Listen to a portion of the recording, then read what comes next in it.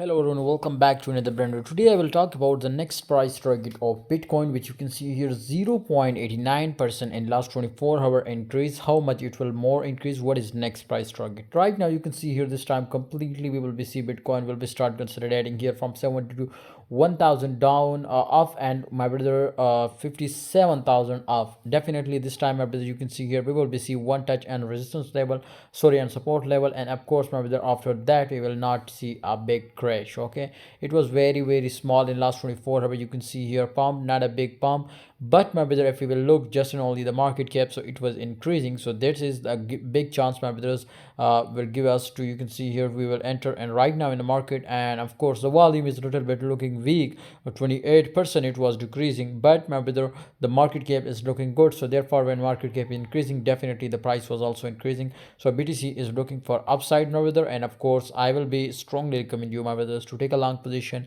Maybe we will expect it again 71 72,000. Okay, thank you so much guys. Join Telegram group for future trading signal. If you are interested, link is in the description. Go and join.